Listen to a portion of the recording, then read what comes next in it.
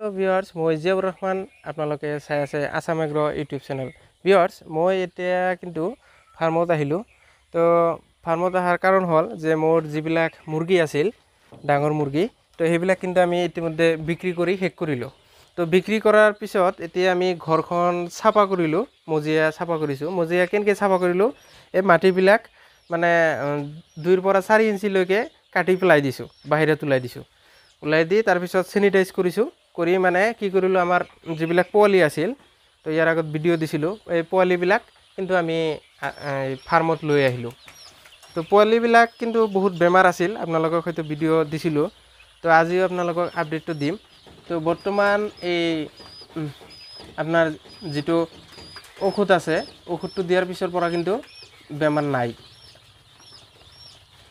এইকেইদিন কিন্তু পোৱালি মানে মৰ্টালিটি বহুত আছিল, কিন্তু বৰ্তমান কিন্তু মৰ্টালিটি নাই। মৰ্টালিটি নোহোৱাৰ কাৰণ হ'ল তাৰমানে আমি যিটো ঔষধ দিছোঁ, আপোনাৰ ঔষধটো দেখাই আছোঁ, এই ঔষধটো আমি দিছোঁ নেফ্ৰ'প্লাছ। এই নেফ্ৰ'প্লাছ দিয়াৰ পিছৰ পৰা কিন্তু আমাৰ মুৰ্গীবিলাকৰ এতিয়া কিন্তু মৰ্টালিটি নাই। তো এইকেইদিন দিনত 10টা 15টা এনেকৈ কিন্তু মৰ্টালিটি হৈ আছিল, কিন্তু আজি এটাও মৰা নাই।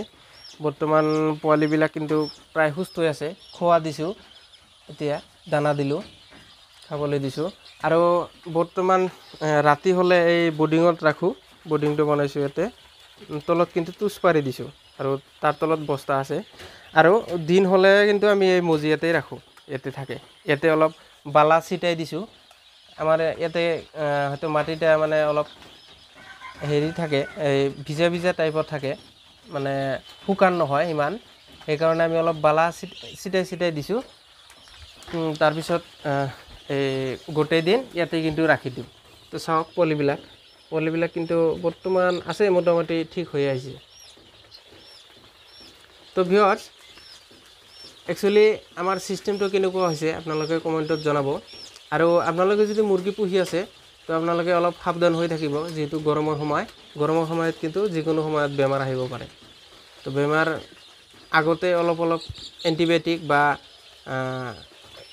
ভিটামিন এইবিলাক কিন্তু খুৱাই ৰাখিব লাগিব। তো ধন্যবাদ ভিউয়াৰ্ছ, আজিৰ ভিডিঅ' কিন্তু এইখিনিতে সমাপ্ত কৰিলোঁ।